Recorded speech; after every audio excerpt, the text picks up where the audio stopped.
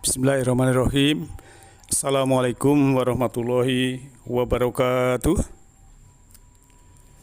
Alhamdulillah nahmaduhu wa nasta'inuhu wa nastaghfiruh wa na'udzubillahi min syururi anfusina wa min sayyiati a'malina may yahdihillahu fahuwal muhtadi wa man yudlil falan tajida lahu waliyyan mursyida.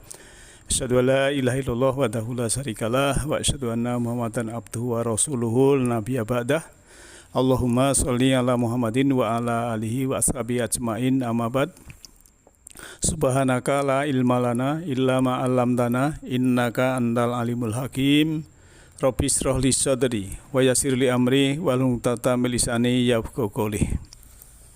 Sahabat dan Bapak Ibu yang saya hormati, kaum muslimin wal muslimat rahimakumullah. Marilah kita senantiasa bersyukur kepada Allah Ta'ala bahwa kita masih diberikan kesehatan, kesempatan, diberikan kedamaian, kenyamanan, kesejukan, ketentraman, keselamatan. Semua itu karena Allah Maha Pengasih lagi Maha Penyayang. Marilah kita kultum atau kajian sebentar bahwa kita ini ya sebagai umat Islam ini harus belajar ilmu pengetahuan. Itu juga termasuk ibadah, karena ilmu pengetahuan atau sains itu sendiri adalah perwujudan dari ilmu Allah yang telah tersebar di alam semesta. Maka supaya manusia dapat menemukan yang disebut sebagai ayat-ayat kauniyah, maka harus belajar. Karena itu wahyu yang pertama turun kepada Rasulullah adalah perintah untuk membaca. Ya, membaca alam semesta, membaca situasi, membaca diri, membaca ayat-ayat, baik itu yang pasal maupun yang non pasal. Dan wahyu keduanya adalah al-qalam atau pena. Selanjutnya disuruh tilawah atau menganalisa apa-apa yang diwahyukan ya dalam surah Al-Kabut ayat 45. Setelah itu baru disuruh tadabbur, meneliti, menjelajah, memahami, riset dan lain sebagainya di dalam surat An-Nisa ayat 81 dan surat Shad ayat 29.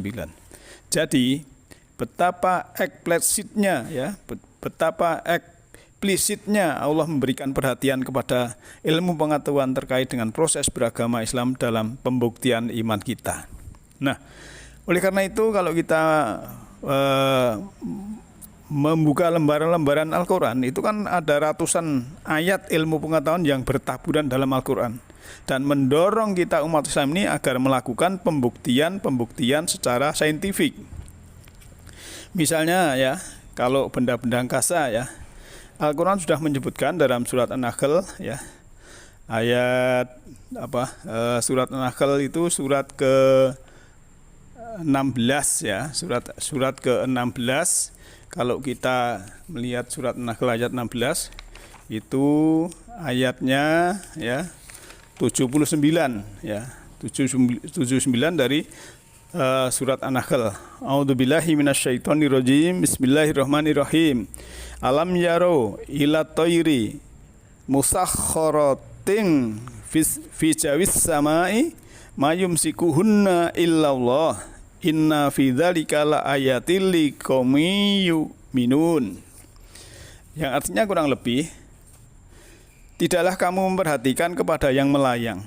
Yang melayang sini kalau terjemahan itu didebakan diartikan burung, tapi kalau kita bermaksud dengan astronomi alam semesta, ini kan benda-benda angkasa itu melayang melaju kencang, baik planet-planet masuk bumi kita ini, kemudian juga kalau masuk ke galaksi ya, semua tata surya kita ke masuk galaksi semua itu melayang yang diedarkan pada kekosongan angkasa. Jadi kalau dipandang di bumi seperti itu. Nah, tidaklah ya, yang menahan semuanya itu kecuali Allah, bahwa pada yang demikian itu adalah ayat-ayat bagi kaum yang beriman.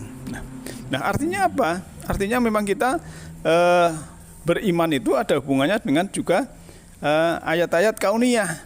Karena kita, ternyata Allah seperti itu memberikan hal-hal yang sangat luar biasa. Nah, itu yang berhubungan dengan benda angkasa. Kalau kita melihat juga tumbuh-tumbuhan, ya, buah-buahan, ada burung dan lain sebagainya ya.